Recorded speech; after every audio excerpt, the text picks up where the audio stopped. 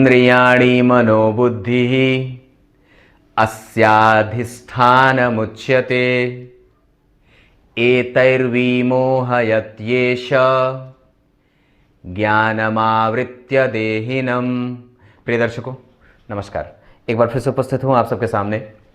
आज के कार्यक्रम में बताने वाला हूं कि आपकी कुंडली में उच्च के ग्रह से वो ग्रह कैसा बैठा हो तो अच्छा होता है। बड़ा ही दिलचस्प और पहली बार ये कार्यक्रम आप लोगों के सामने आ रहा है, तो जरा गौर से देख लीजिएगा। ये सबसे महत्वपूर्ण विषय है जो आज तक शायद ही लोगों को कई बार पता नहीं चलता है। बन के रहिएगा, अंतिम तक देखिएगा और इस कार्यक्रम को थोड़ा प्रसार दे दीजिएगा, क्योंकि कई बार हम इसे नहीं देखते हैं, जिसे बहुत ही आवश्यक होता है देख लेना।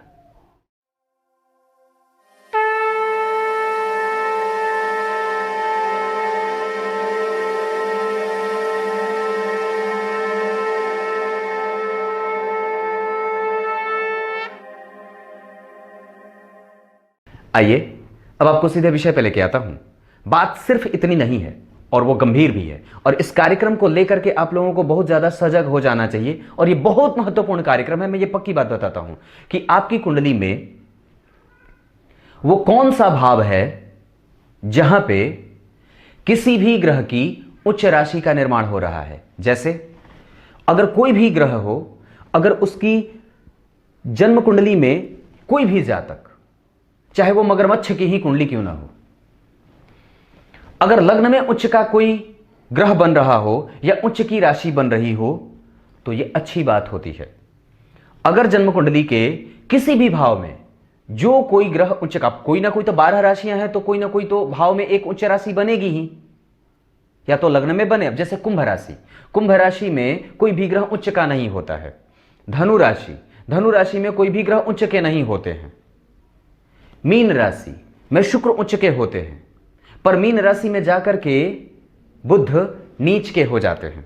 पर बात दरअसल वो नहीं है जो मैं बताना चाहता हूं। बात यह है कि वो कौन सा भाव है। जैसे मान लीजिए आपके ऊपर से चल रही है किसी भी ग्रह की दशा, कोई भी ग्रह की दशा चल रही है, ध्यान से समझिएगा, और कोई भी ग्रह की दशा चली और उस ग्रह की उच्च राशि कहां बन रही है। मतलब कहने का है, मान लीजिए आपके ऊपर से शुक्र की दशा चली। जैसे मैंने यहां लग्न में 1 नंबर लिखाया है, यहां पे 6 नंबर लिखा है बुध की उच्च राशि, यहां 2 नंबर लिखा है चंद्रमा की उच्च राशि, यहां 7 नंबर लिखा है शनि की उच्च राशि, यहां 12 नंबर लिखा है शुक्र की उच्च राशि, यहां 10 नंबर लिखा है मंगल की उच्च राशि। मतलब क्या है कि किसी भी भाव में कोई भी उच्च की राशि बन रही हो, वो तो बन गई, वो कहीं भी हो, कोई बात नहीं है कि मतलब वो यहीं बनी हो या यहीं बनी हो या यहीं बनी हो, कहीं भी हो उच्च की राशि बननी चाहिए। जिस ग्रह की दशा चल रही है वो ग्रह जो एक्टिव है आपके ऊपर से, उस ग्रह की उच्च राशि का निर्माण कहां हो रहा है और वो ग्रह उससे कितनी दूर है, बहुत मायने रखती है ये बात। मतलब है कि मान लीजिए आपकी कुंडली में शनि यहां बैठे हैं, या कोई भी ग्रह, जो ग्रह दशा में है वो यहां बैठा है और उसकी उच्च राशि का निर्माण यहां से दूर हो रहा है।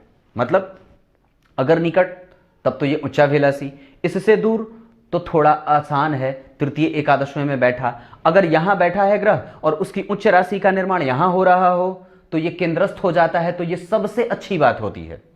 अगर यहां ग्रह बैठा है और इसकी दशा चल रही हो, जो भी ग्रह की दशा है, अगर वो अपने उच्च राशि से पंचमस्त जाकर के बैठा है तो ये लाभदायक होता है।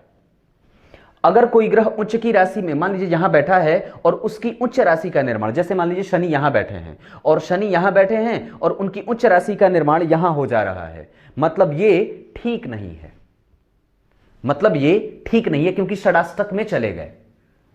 अब बात करता हूं, अगर मान लीजिए जो ग्रह एक्टिव है और वो अपने उच्च राशि से जितना ही दूर हुआ ना, जैसे मान लीजिए वो यहां पे बैठ गए, उसकी उच्च राशि यहां बन रही है, मान लीजिए सूर्य यहां बैठे और उसकी उच्च राशि यहां बन गई, मतलब क्या है कि वो सूर्य अपनी उच्च राशि से दूर बैठे हैं और इस वजह से उसकी दशा जातक के ऊपर से कमजोर सी जाती है।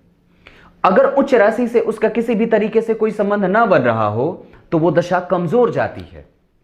ये बात जरूर ही समझ लेना चाहिए किसी भी ग्रह को लेकर के कि आप जिस ग्रह की चर्चा कर रहे हो, चाहे जो भाव भी है, अगर मान लीजिए आपकी कुंडली में कोई भाव पे आप चर्चा कर रहे हो, मान लीजिए दशम भाव, दशम भाव में कोई एक राशि बनी, ध्यान से समझिएगा, जन्म कुंडली के दशम भाव की मान लीजिए बात चली, दशम भाव के अधिपति कहीं भी बैठ गए कुंडली में और वो अपने उच्च राशि से दूर बैठे हैं या उच्च राशि से उनका किसी भी तरीके का कोई कनेक्शन नहीं बन रहा हो, तो वो दशम भाव को प्रभावित करते हैं कमजोरी से।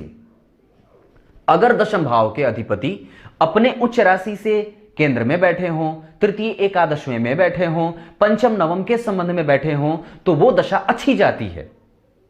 और ये बात हमेशा ही देख लेना चाहिए कि जो ग्रह दशा में चल रहा है, जिस ग्रह की दशा में आप जी रहे हो, उसकी उच्च राशि का निर्माण हो कहां रहा है। अब जैसे बताता हूं, मान लीजिए सूर्य की दशा चली, मान लीजिए सूर्य की दशा चली और वो सूर्य की उच्च राशि का निर्माण छठे भाव में हुआ, आठवें भाव में हुआ, 12वें भाव में हो गया, तो ऐसी स्थिति में उस सूर्य की दशा में आपको कंपटीशन ज्यादा लेनी पड़ेगी, मेहनत ज्यादा करना पड़ेगा, भागदौड़ ज्यादा रहेगी, पक्की बात है।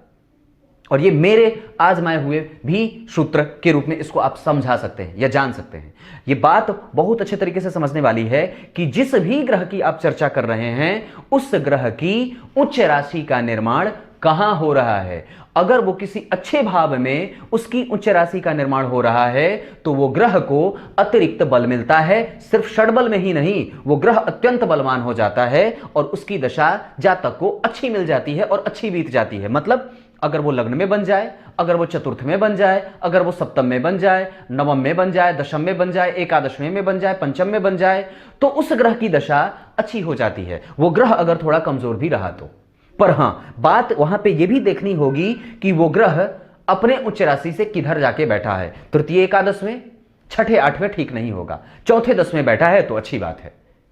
ये बात बहुत समझदारी से ध्यान देना होगा इस चीज को कि आपकी कुंडली में जिस भी ग्रह की चर्चा कर रहे हैं, उस ग्रह की उच्च राशि किस भाव में बनी।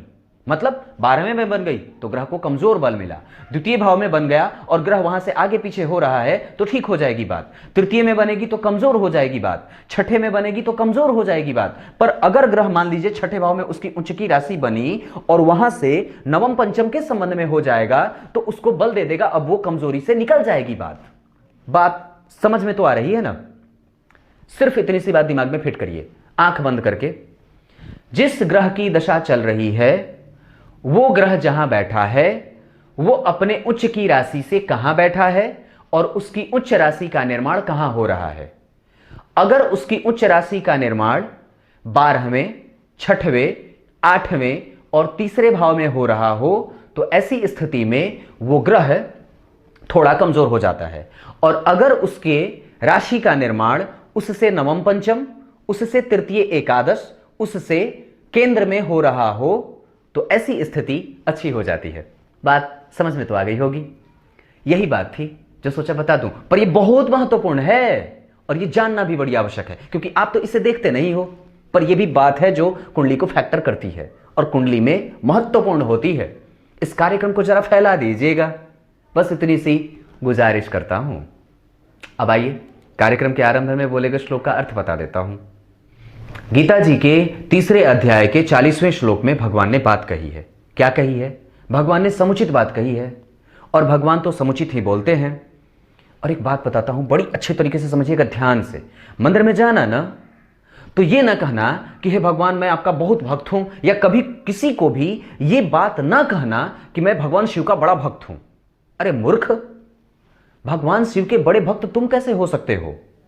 बस अपनी बात इतनी सी रख लो कि जो भगवान शिव का सबसे तुच्छ भक्त है, आप उसके भक्त बन जाओ।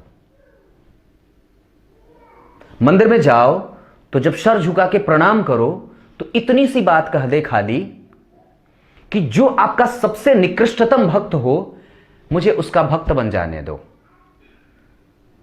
बड़ी गंभीर बात है, बड़ी गंभीर है। दरअसल मैं किसी से भी बात करता हूं तो बोलता मैं पंडित जी मैं भगवान शिव का बड़ा भक्त हूं। अरे नहीं भाई, आप बड़े भक्त कैसे हो गए? बड़े भक्त तो हनुमान जी थे, उसकी भक्ति और उसकी शरणागति धारण कर लो।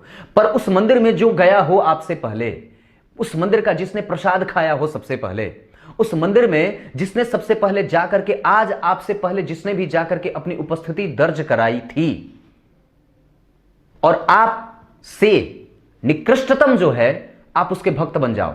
मतलब क्या? इंसानों के भक्त बनो।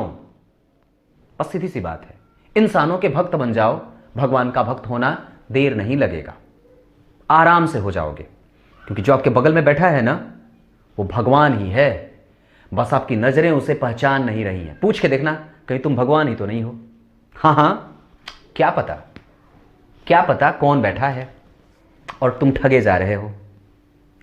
तो बात दरअसल ये है, अर्थ पे आता हूं। इंद्रिय, मन और बुद्धि, इन तीनों को वश में करता है काम। जैसे काम का आवेग आता है, इंद्रियों के प्रभाव को शून्य, बुद्धि को हर लेना और मन पे नियंत्रण कर लेना, यही तो काम है। काम का जो वशीभूत काम का, वो तीनों खत्म। कुछ इसी तरीके से आज के कार्यक्रम का समापन करते हैं। तब तक के लिए इजाजत दीजिए, कल एक बार फिर से उपस्थित होंगे आप सबके सामने। तब तक के लिए बहुत बहुत नमस्कार।